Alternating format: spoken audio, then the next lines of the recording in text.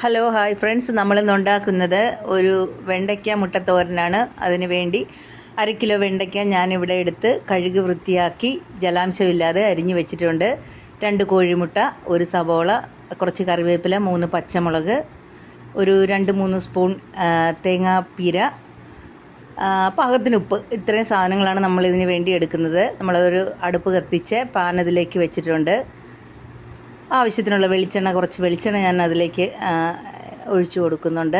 എണ്ണ ഒന്ന് മൂത്ത് വരുമ്പോൾ ഒരു ചെറിയ സ്പൂൺ കടുക് അതിലേക്ക് ഇട്ട് കൊടുക്കുന്നുണ്ട്. അതൊന്ന് പൊട്ടി വരുമ്പോൾ ചെറുതായിട്ട് അരിഞ്ഞു വെച്ചിരിക്കുന്ന സവോള നമ്മൾ അതിലേക്ക് ഇട്ട് കൊടുക്കുകയാണ്. അതിനുശേഷം പച്ചമുളകും കറിവേപ്പിലയും കൂടെ അതിൻ്റെ കൂടെ ആഡ് ചെയ്ത് കൊടുക്കുന്നു. എല്ലാം കൂടെ ഒന്ന് വഴന്ന് വരുമ്പോൾ നമുക്ക് അതിലേക്ക് അരിഞ്ഞു വെച്ചിരിക്കുന്ന വെണ്ടയ്ക്ക ഇട്ട് കൊടുക്കാം.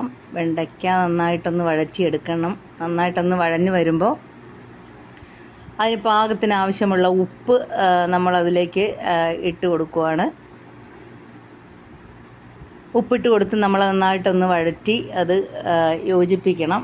അതിനുശേഷം ശകലം മതി, സ്പൂണളവൊന്നും പറയാനില്ല, ഒരല്പം മാത്രം മഞ്ഞൾപ്പൊടി നമ്മളതിലേക്ക് ഇട്ട് കൊടുക്കുന്നുണ്ട്.